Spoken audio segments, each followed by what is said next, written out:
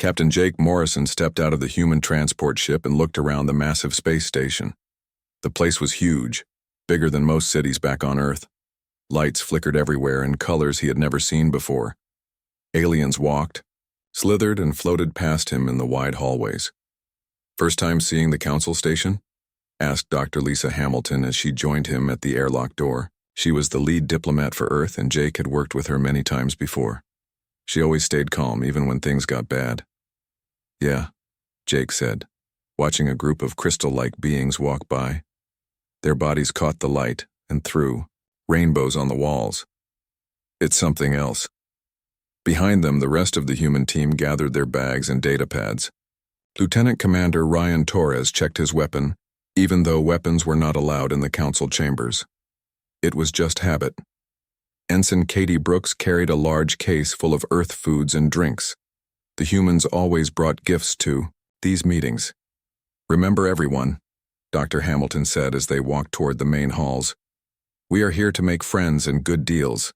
Earth needs these trade agreements. Be nice, be helpful, and smile a lot." The group nodded. They had done this before. Humans were known throughout the galaxy for being very polite. Sometimes too polite, other aliens said. But it worked, most of the time. The council chambers were in the center of the station. The room was round and huge, with seats for over 200 different alien species. Some seats were filled with water for the fish-like beings. Others had special air for aliens who could not breathe normal atmosphere. The human section was small, just 12 seats near the back. As they took their places, Jake looked around at the other delegations. The Serpentine Alliance had sent their best negotiator, Counselor Vextar. He was tall and thin, with green scales and yellow eyes that never seemed to blink. The Mollusk Confederation representatives floated in water-filled tanks, their tentacles moving in patterns that meant different things in their language. The Krillian delegation sat in the front row. They were big, with thick gray skin and small black eyes. Their leader, Ambassador Thokran, was known for being mean to smaller species. He looked at the humans and made a sound that might have been laughing. "Look who finally made it," Thokran said loud enough for everyone to hear. The little humans from the edge of nowhere. Dr. Hamilton smiled and waved. "Hello, Ambassador Thokran. It's so good to see you again. How is your family?" Thokran looked confused for a moment. Most species did not ask about families during business meetings. "They are fine," he said. "Wonderful," Dr. Hamilton said. "Katie, please give the ambassador some of those cookies we brought from Earth, the chocolate chip ones." Ensign Brooks jumped up with a bright smile and carried a plate of cookies to the Krillian section. "These are made with real Earth chocolate," she said. "I hope you like them." Thokran took a cookie but did not eat it. He was still staring at Dr. Hamilton like she was some kind of puzzle he could not solve. The meeting began with the usual welcome speeches. Each major species talked about friendship and working together. But Jake could hear the real messages under the nice words. The aliens were here to make deals that helped them, not Earth. Counselor Vextar was the first to speak about trade. His voice was smooth and cold. "The Serpentine Alliance has reviewed Earth's proposals," he said. "We find them interesting, but we have concerns about humanity's emotional nature. Your species gets upset easily. This makes business difficult." "Doctor?" Hamilton nodded like she agreed. "You make a good point, Counselor. Humans do feel things strongly. But we think that helps us understand what others need. We want everyone to be happy with any deal we make." "Happy?" Vexitar's yellow eyes seemed to glow. "Business is not about being happy. It's about profit and power. Humans are too soft for real negotiation." The other aliens made sounds of agreement. Jake felt his jaw tighten, but Dr. Hamilton put a gentle hand on his arm. "We understand your concerns," she said. "Perhaps we can find ways to work together that help everyone." Ambassador Thokran stood up. His big body cast a shadow over the human section. "The Krillian Empire has a simple solution," he said. "Earth has good farming planets and useful materials, But humans are not good at managing these resources. We offer to help. Help how? Dr. Hamilton asked, still smiling. We take control of resource management. We handle all the difficult decisions. Humans can focus on growing food and digging metals. Simple work for simple minds. The chamber got quiet. Every alien was looking at the humans to see how they would react. Jake's hands made fists under his desk, but he kept his face calm. Doctor, Hamilton stood up slowly. That's very kind of you to offer, Ambassador. We'll certainly think about it. Think about it? Jake could not believe what he was hearing.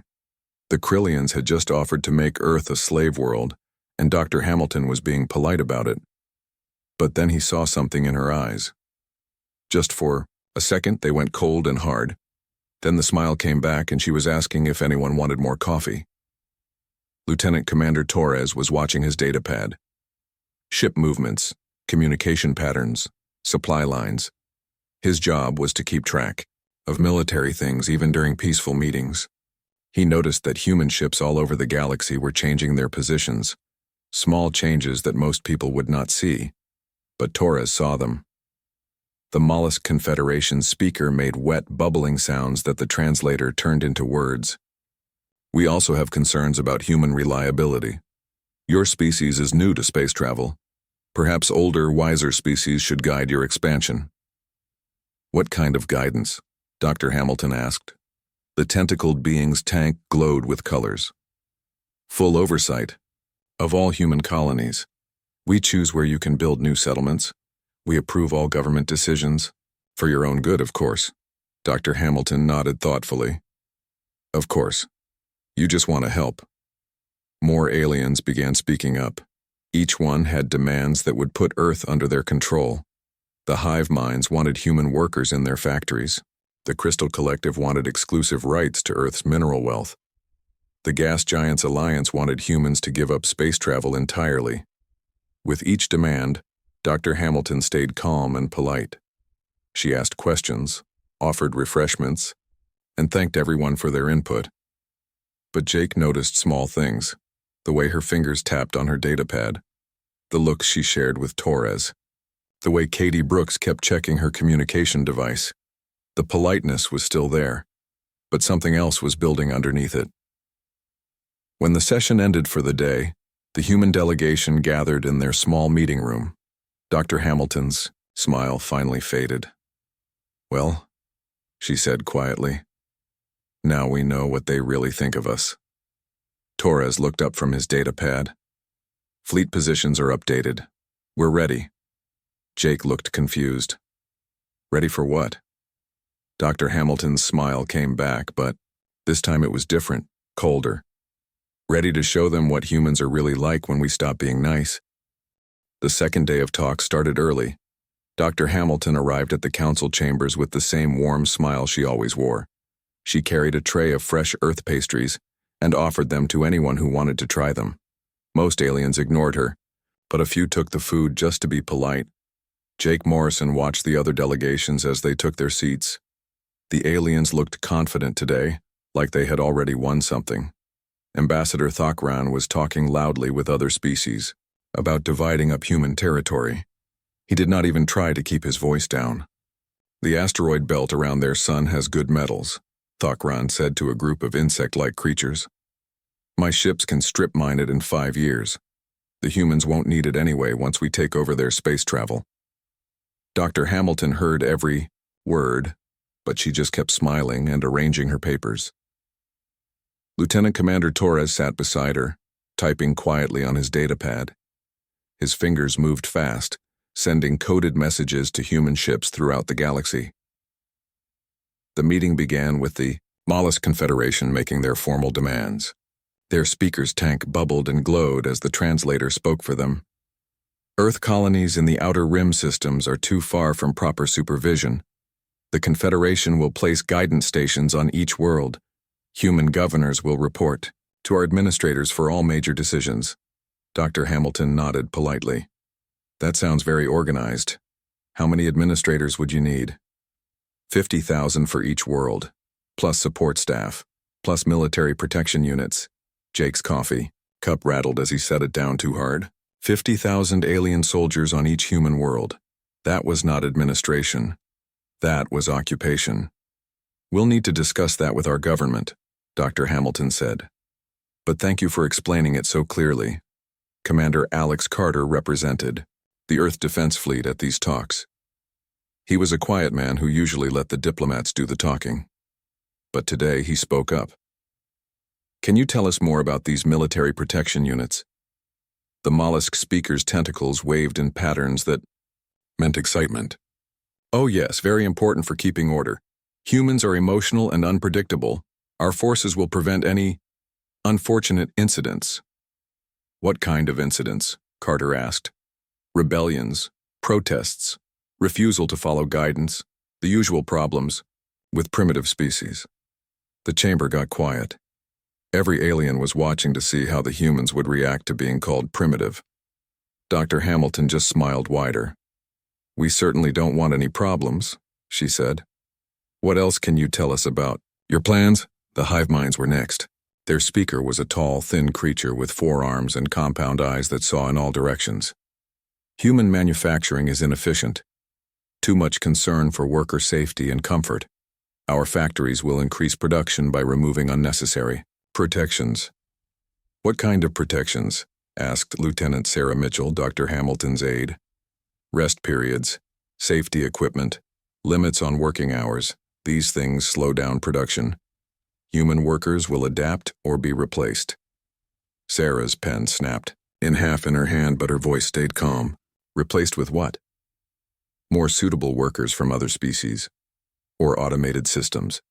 It makes no difference to us. Jake looked around the table at his fellow humans. They all had the same expression, polite interest covering barely controlled anger, but they stayed quiet and let Dr. Hamilton handle the talking. The Crystal Collective presented their demands next. Their representative was a being made of living crystal that changed colors when it spoke. Earth's mineral wealth is wasted on human technology.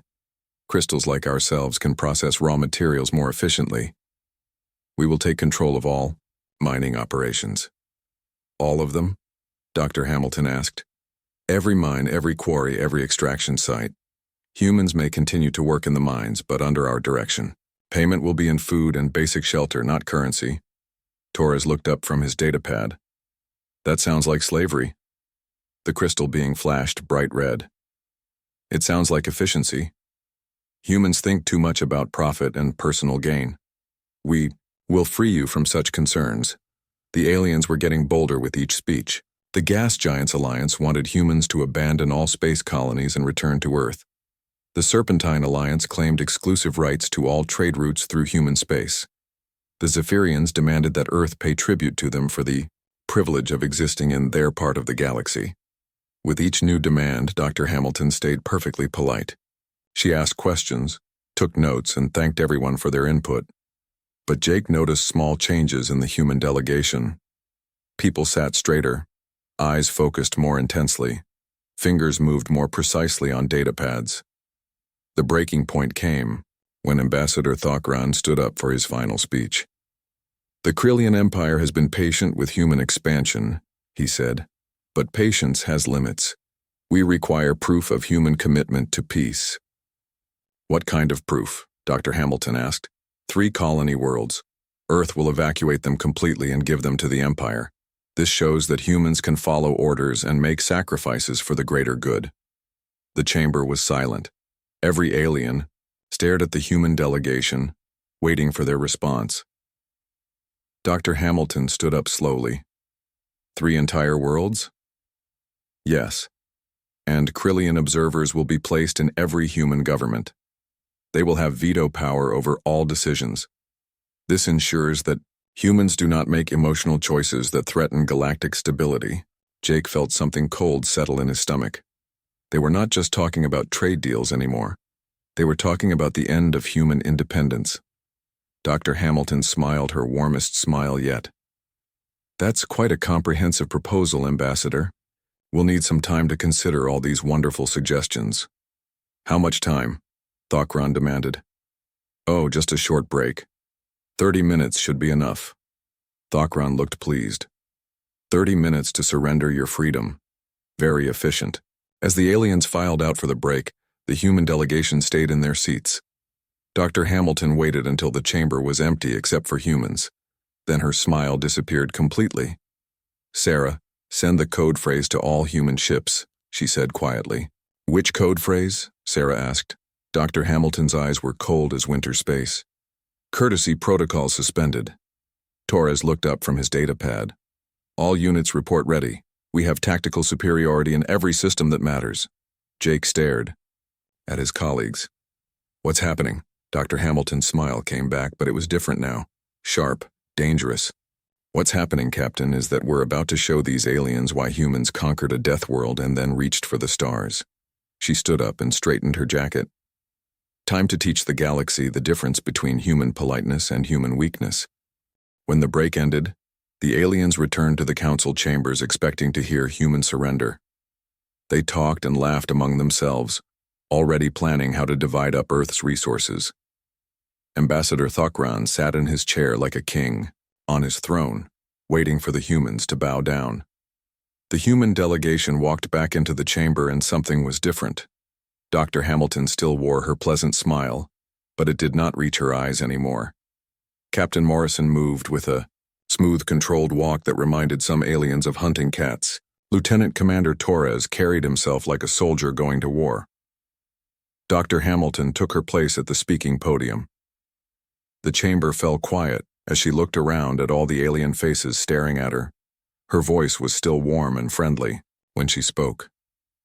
"Thank you all for your patience during our break," she said. "We have given your proposals the careful thought they deserve." She paused and smiled at the Krillian delegation. "Ambassador Thokran, your suggestion that we become your client species was particularly interesting.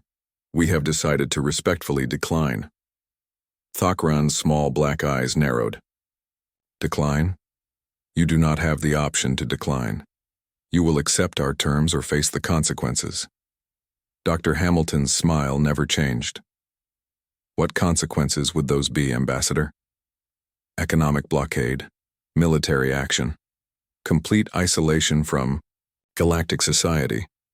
Dr. Hamilton nodded like she was considering his words. "I see. And you believe you have the power to enforce these consequences?" "Of course we do. The Krillian Empire has the strongest fleet in this sector." Captain Morrison stood up from his seat. He moved slowly, casually, but every alien in the chamber found themselves watching him. "That's interesting information, Ambassador. We've done some research on your fleet capabilities ourselves." Morrison walked to the main display screen at the front of the chamber. With a few button presses, the screen lit up with detailed maps of space around the council station. Little dots showed the positions of ships from every species present. "This is real-time tactical data," Morrison said in a conversational tone. "Current positions of all military vessels within 50 light-years of this station."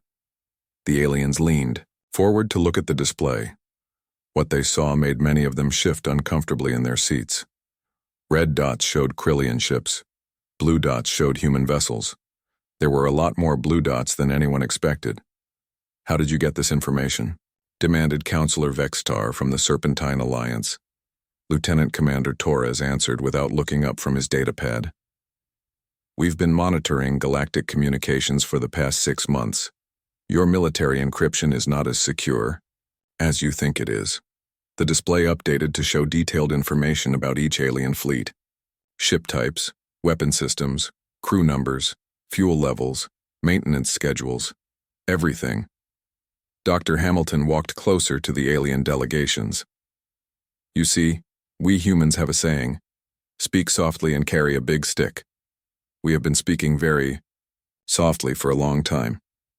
She gestured to the display where more blue dots were appearing every minute. "But we have also been carrying a very big stick." The Mollusk Confederation's speaker bubbled frantically in their tank. "This is impossible. Our intelligence report said humans had only a small fleet." Ensign Katie Brooks, who had been quietly offering snacks to everyone, finally spoke up. "Your intelligence reports were based on information we wanted you to have. We've been very selective about what we share." The young woman who had seemed so innocent and helpful suddenly looked very dangerous. For example, you think the human fleet has about 200 ships. The actual number is closer to 2,000. Shocked silence filled the chamber. 2,000 ships was more than most empires had built in their entire history. Commander Carter stood up and began walking around the perimeter of the chamber. His movement was unhurried, almost lazy, but it made the aliens nervous. Several representatives turned in their seats to keep watching him. The thing about humans, Carter said as he walked, is that we are very good at two things: making friends and making war. We always prefer making friends. He stopped behind the hive mind delegation. The insect creatures tried not to show fear, but their compound eyes tracked his every movement. But when someone tries to enslave us, take our worlds, or threaten our families, we switch modes very quickly. The display changed again. Now it showed human fleet positions from 3 months ago, then 2 months ago, then 1 month ago. The aliens could see how human ships had slowly, quietly moved into perfect attack positions around every major alien military base. Dr. Hamilton returned to the podium. We have been preparing for this conversation for a very long time. Every possible scenario, every contingency, every response to every threat you might make. She looked directly at Ambassador Thokran. You wanted to know what consequences you could enforce against us. We would like to show you what consequences we can enforce against you. The display switched to show the Krillian home system. Dozens of blue dots surrounded the planet, positioned at all the major defense stations and orbital platforms. Your homeworld is currently under the observation of 37 human warships, Morrison said calmly. They have been there for 2 weeks. Your own sensors never detected them. Thokran's gray skin turned pale. This is an act of war. No, Dr. Hamilton said with her warmest smile yet. This is an act of preparation. We prepared for war so we could avoid having one. She turned to address the entire chamber. Every species here has had human ships watching your military installations for months. We know your capabilities better than you do. We know your weaknesses. We know exactly what it would take to defeat you if we had to. The Crystal Collective's representative flashed angry red colors. You have been spying on us. Torres finally looked up from his datapad. We have been gathering intelligence on potential threats. It's what any smart species does when they enter galactic politics. The chamber erupted in angry voices as the aliens realized they had been completely outmaneuvered. The humans had been 3 steps ahead from the very beginning. Dr. Hamilton raised her hand for silence. When the chamber quieted down, she spoke in the same pleasant voice she had used to offer coffee and cookies. We are still very interested in trade agreements and diplomatic relationships. We want to be friends with all of you, but friendship requires mutual respect. She gestured to the tactical display still showing human military superiority. These preparations are not a threat. They are insurance. Insurance that any agreements we make will be fair to everyone involved. Captain Morrison walked back to his seat. The human delegation is ready to resume negotiations, but this time, we suggest we focus on deals that benefit everyone equally. The aliens sat in stunned silence, finally understanding that they had been negotiating with apex predators, who had been choosing to be polite. Dr. Hamilton's smile brightened. Now then, shall we discuss some real trade agreements? The silence in the council chamber stretched on for long minutes. Every alien delegation stared at the tactical displays showing human ships surrounding their homeworlds. The cheerful humans who had been offering snacks and apologizing for minor bumps were gone. In their place sat cold-eyed strategists who had been planning for war while serving tea. Ambassador Thokran was the first to break the silence. His voice shook slightly as he spoke. How long have you been planning this? Dr. Hamilton tilted her head thoughtfully. Planning what, Ambassador? Planning to defend ourselves? We started that the day we met our first alien species. She walked over to the main display and touched a control. The screen showed Earth's solar system as it looked 50 years ago, when humans first developed faster-than-light travel. This was us when we took our first steps into space, she said. One small planet with a few million people scattered across, a handful of colonies. We were excited to meet other intelligent life. The display changed to show the current solar system, bristling with defense stations, shipyards, and military installations. This is us now. What changed? We learned that the galaxy is not a friendly place. Captain Morrison stood up and walked to join her at the display. The first alien species we met tried to capture our exploration ship for study. The second species demanded we pay them tribute for crossing through their space. The third species offered to buy humans as workers. He looked around the chamber at all the alien faces. Every single first contact we made taught us the same lesson. In this galaxy, you are either predator or prey. There is no middle ground. Counselor Fextar from the Serpentine Alliance tried to regain some dignity. You have been deceiving us. This is not how civilized species behave. Lieutenant Commander Torres laughed. It was not a pleasant sound. Civilized? You just spent 2 days trying to enslave our entire species and steal our worlds. You want to talk about civilized behavior? He stood up and activated his own data pad. The display changed to show recordings from the past 2 days of negotiations. The aliens' own words played back to them. Strip mine their asteroid belt. Thokran's voice filled the chamber. Remove unnecessary worker protections. The hive mind speakers' translated words echoed off the walls. Humans may work in the mines for food and shelter, not currency. The Crystal Collective's demand rang out clearly.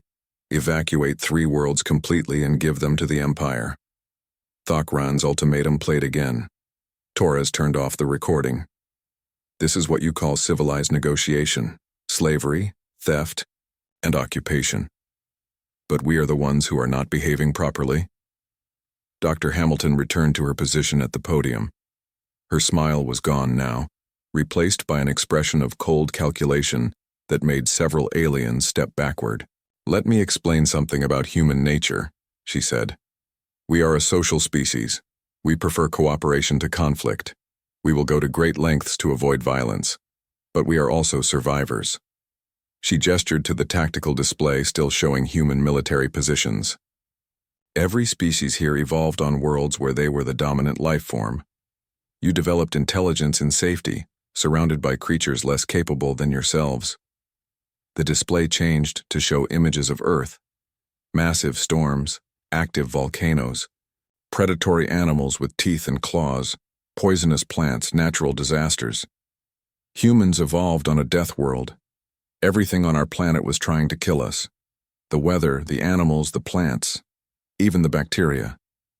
We survived by being smarter, more adaptable, and more ruthless than anything else on our world. Commander Carter began walking around the chamber again. This time his movement was clearly predatory, and the aliens tracked him with obvious fear. You made a critical error in judgment, he said as he walked. You assumed that because we are polite, we are weak. Because we smile and offer gifts, we are harmless. Because we seek compromise, we are pushovers. He stopped behind the Mollusk Confederation's tanks. But politeness is not weakness, it is self-control. We smile because we choose to, not because we have to. We seek compromise because we prefer it, not because we cannot impose our will. Dr. Hamilton activated another display.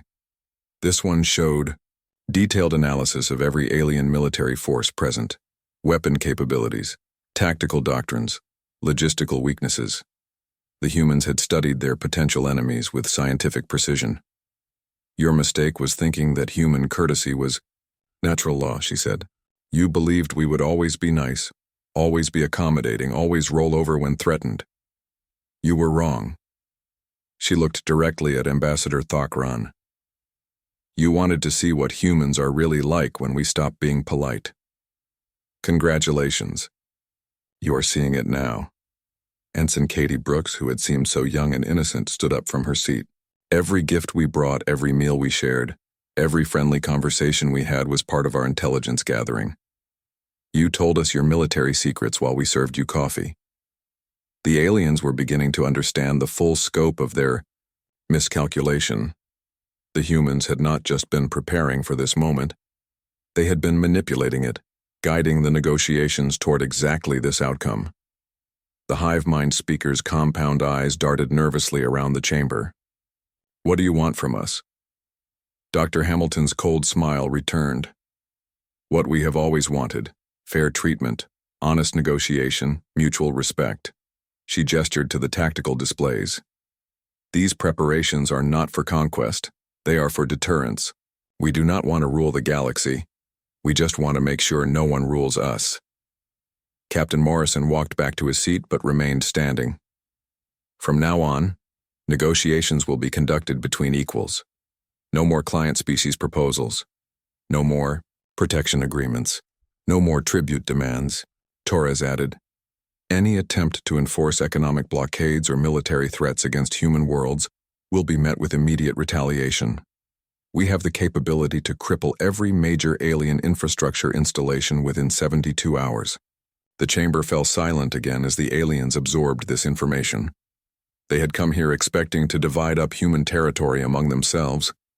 Instead, they found themselves facing a species that had quietly become the dominant military power in the galaxy. Dr. Hamilton's warm smile finally returned, but now it had a very different meaning. Of course, we would much prefer to resolve our differences through peaceful discussion. We have always been willing to be reasonable. She looked around at all the alien delegates. The question is, are you willing to be reasonable with us? The alien delegations huddled together in frantic, whispered conversations. Representatives who had walked into the chamber planning to carve up human territory now found themselves staring at tactical displays showing their own worlds surrounded by human warships. The balance of power had shifted completely in less than an hour. Dr. Hamilton waited patiently at the podium while the aliens discussed their options. She had returned to her pleasant expression, but everyone in the chamber now understood what lay beneath that friendly smile. Captain Morrison and his team sat calmly in their chairs, no longer bothering to hide their predatory awareness. Ambassador Thokran was the first to speak. His voice had lost all its earlier arrogance. Dr. Hamilton, perhaps we were hasty in our previous proposals. The Krillian Empire is always willing to reconsider terms that benefit all parties. Dr. Hamilton nodded graciously. We appreciate that flexibility, Ambassador. What did you have in mind? Well, instead of client species status, perhaps we could discuss a mutual defense treaty, equal partners working together for galactic security. The change in tone was remarkable. 20 minutes ago, Thokran had been demanding human surrender. Now he was offering partnership. That sounds much more promising, Dr. Hamilton said. What would such a treaty include? Thokran looked nervous as he consulted his notes. Shared patrol duties in border regions, joint training exercises, technology exchange programs, all on equal terms, of course. Lieutenant Commander Torres spoke up from his seat. Equal terms. That means human ships would have the same access to Krillian space that Krillian ships have to human space? Yes, absolutely. Complete equality. Dr. Hamilton smiled warmly. Excellent. We look forward to reading your revised proposal. The Mollusk Confederation was next. Their speaker's tank bubbled frantically as they tried to salvage something from the wreckage of their original demands. The Confederation withdraws our previous administrative proposal, the translator announced. Instead, we offer a trade partnership, human agricultural products in exchange for mollusk biotechnology, fair market prices for both sides. Commander Carter leaned back in his chair. No more guidance stations on our worlds? No guidance stations. Independent human governance with normal diplomatic relations. Much better, Carter said. We're interested in biotechnology exchange. One by one, each alien species began revising their demands. The hive minds offered actual employment contracts for human workers instead of forced labor. The Crystal Collective proposed joint mining ventures with shared profits instead of outright theft. The Gas Giants Alliance suggested shipping partnerships instead of territorial seizure.